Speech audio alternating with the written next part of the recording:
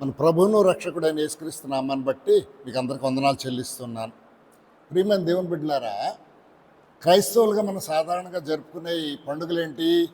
Christmas, రెండవది good Friday, మూడవది Easter అంటే పునరుత్థాన దినం. కలువరి శిలువలో క్రీస్తు చనిపోయిన తర్వాత చాలా కాలం తర్వాత మాత్రమే ఇవి జరుపుకోవడం జరిగింది. కనీసం చాలా వందల ఏళ్ళు లేదా వేల ఏళ్ళు జరిగిపోయిన తర్వాత మాత్రమే క్రీస్తుని అంగీకరించడము, ఆయన మరణ పునరుత్థానాల్ని జ్ఞాపకం చేసుకోవడం, శిష్యులు ప్రపంచమంతటా వారిని చాటి చెప్పడం జరిగిన తర్వాత మాత్రమే మన క్రిస్మస్, గుడ్ ఫ్రైడే, ఈస్టర్ జరుపుకున్నాం. కానీ ప్రియమైన దేవుని బిడ్డలారా, దేవుడు ఇశ్రాయేలీలకు అనగా వీళ్ళు యాకోబు సంతానం ఐగుప్తుకి వెళ్ళిపోయారు. ఐగుప్తుకి వెళ్ళిపోయి ఎంతకాలం ఉండిపోయారట?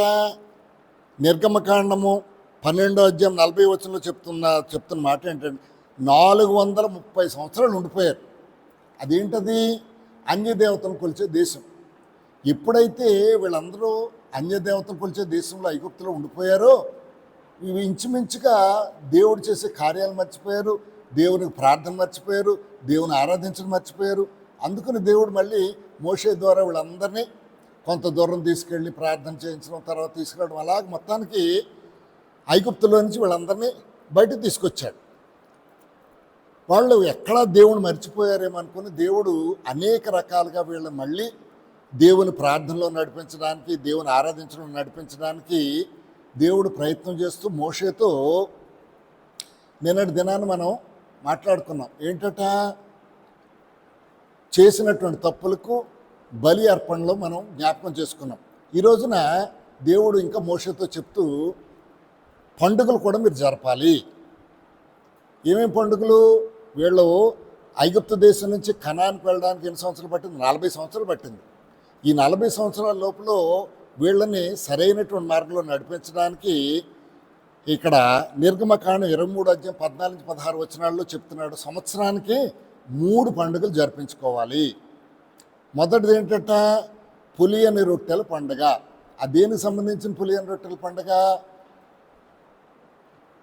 ఐగుప్తులో ఉన్నప్పుడు మోషేని ఈ జనాల్ని పంపించకపోతే ఫరో అక్కడ పస్కా పశువును వధించి గుమ్మాలకి రాసి రక్తాన్ని రాసి ప్రథమ సంతానాన్ని అంతా తీసేసిన తర్వాత వీళ్ళు బయలుదేరి వచ్చినప్పుడు గబగబా వెళ్ళిపోవాలి కాబట్టి పులియన్ రొట్టెలు మీరు తినండి వారం రోజులు అని చెప్పాడు. అదేంటట? అబీబ్ నెలలో వస్తుంది కాబట్టి ఈ పండుగ కూడా ఏం చేయాలంటే పులియన్ రొట్టె పండుగ ఎప్పుడు చేయాలట? అబీబ్ నెలలో చేయాలి. రెండవది కోత పండుగ అని చెప్పాడు. ఏంటది? విత్తనాలు విత్తిన తొలి పంటలో ఉన్నటువంటి దానికోసమని ఏం చెప్పాడు? కోత పండుగని చేయమని దేవుడు చెప్పాడు. మూడవది ఏం చెప్పాడు? సంవత్సరాంత ముందు ఫలగ్రహ పండుగ. అంటే ఈ ఫలాలన్నీ వచ్చిన తర్వాత దేవుడికి ఇవ్వడానికి ఇవన్నీ కూడా నేర్పించాడు. ఇక ఇవి కాకుండా ఈ 3 పండుగలే కాకుండా ఇంకా కొన్ని చెప్పాడు. ఏంటట? ఐగుప్తులో వీళ్ళందరినీ పంపించడానికి ఫరో చాలా అలరపెట్టినప్పుడు ఆఖరిగా మోషే ద్వారా దేవుడు ఉపయోగించింది ఏంటట? ఐగుప్తులో ఉన్న ప్రథమ సంతానాన్ని అంతటినీ చంపేస్తాను. మీ ప్రథమ సంతానం కాపాడుకోవడానికి ఏం చేయాలంటే ఒక పశువుని తీసుకోండి, పస్కా పశువుని, ఎటువంటి కళంకం లేని పశువుని తీసుకుని దాన్ని వధించి దాని రక్తాన్ని మీ గుమ్మాలకు రాసుకోండి. ఏ గుమ్మానికైతే రక్తం ఉంటుందో అక్కడ మరణదూత అక్కడ టచ్ చేయకుండా వెళ్ళిపోతుంది. ఐగుప్తులు ఎవరు చేసుకోలేదు కాబట్టి రాజుగారు మొదలుకొని అన్నిళ్లలో పశువులేమి గొర్రెలేమి అన్ని ప్రథమ సంతానం చనిపోతాయని చెప్పాడు. అలాగే జరిగిపోయింది. కాబట్టి దేవుడు ఏం చెప్పాడు? అబీబ్ నెలలో కాబట్టి మీరు పస్కా పండుగని జరుపుకోండి.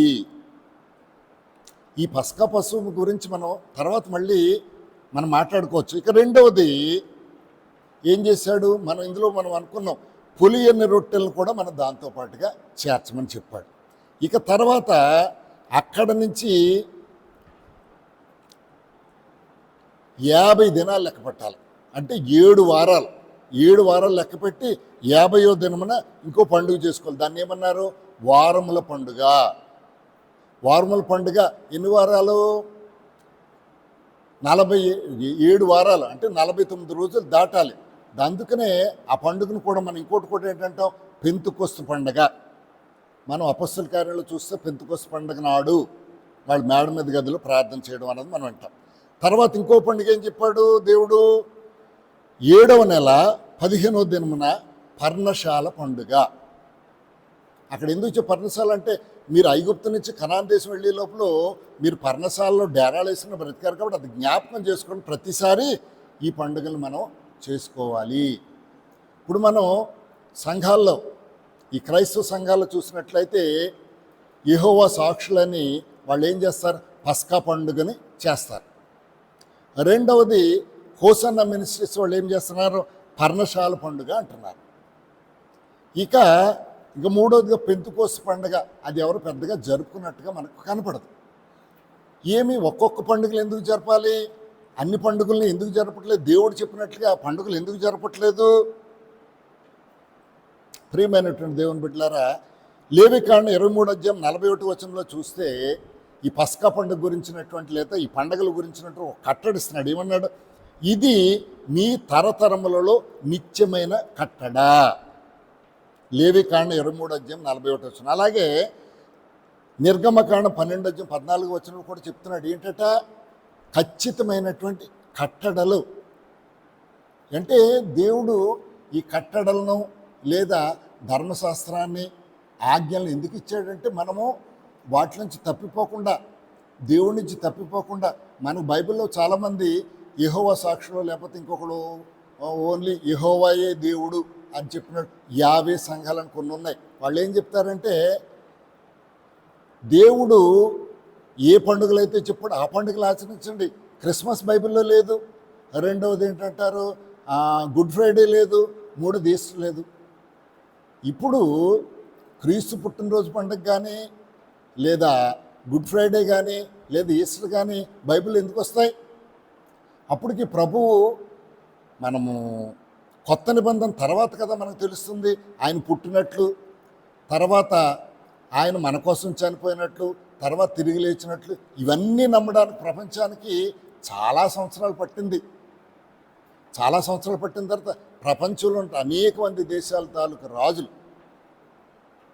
ఒక పెద్ద రాజు కాంటెస్టైన్ అన్నటువంటి రాజు ఈ దేశాధినేతలందరినీ ఏర్పాటు చేసి ఈ మనము ప్రభువుని మనం జ్ఞాపకం చేసుకోవాలి, ఆయన మనుషులందరి కోసం చనిపోయాడు అని చెప్పినప్పుడు ఈ లేఖనాలన్నీ మత్తయి సువార్త, మార్కు సువార్త, లూకా సువార్త, యోహాను సువార్త లేదా పౌలు రాసినటువంటి పత్రికలు ఇవన్నీ బయటపడ్డాయి.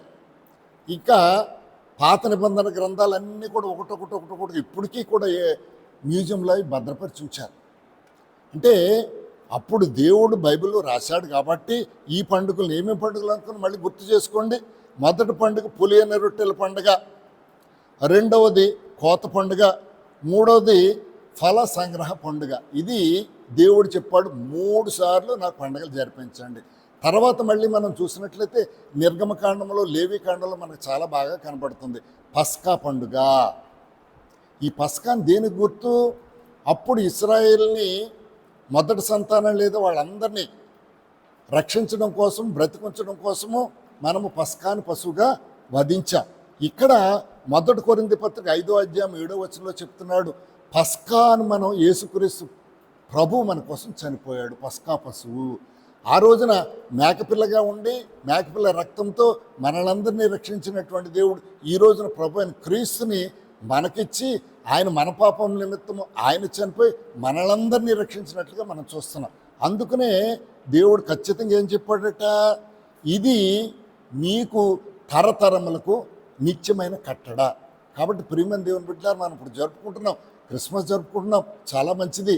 రెండవది ప్రభు చనిపోయినట్టు గుడ్ ఫ్రైడే జరుపుకుంటున్నాం, చాలా మంచిది. అలాగే తర్వాత ఆదివారం వచ్చేదాన్ని ఈస్టర్ అంటాం, తిరిగి లేచినట్టు పునరుత్థానం తినమంటున్నాం, ఇవి మంచి. కానీ ప్రభు అయినటువంటి దేవుడు మన పితరులకు ఇచ్చినటువంటి పండుగలు చేసుకోమన్నాం, చాలా ప్రాముఖ్యమైనదిగా మనం చెప్పుకోవచ్చు.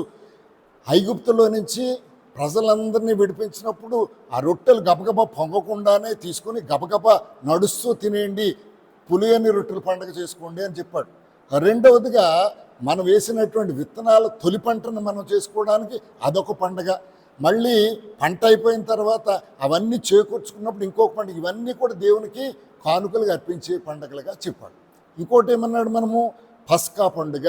అక్కడ మనం చెప్పాం కదా, ఐగుప్తులో ప్రథమ సంతానం అంతా చనిపోయింది, వారిని మనమైతే బతుకున్నాం కాబట్టి ఆ పస్కా పండుగను జరుపుకోండి, దాని నుంచి 50 రోజులు లెక్క పట్టండి, దాన్ని వారముల పండుగ అనండి. లేదా ఇంకేమన్నాడు, పెంతెకోస్తు అంటే పెంట అంటే 50, పెంతెకోస్తు పండుగ, ఆ పండుగను జరుపుకోమన్నాడు. తర్వాత ఏమన్నాడు, మన హోసన్న మినిస్ట్రీస్ వాళ్ళు జరుపుతున్నటువంటి పర్ణశాల పండుగ.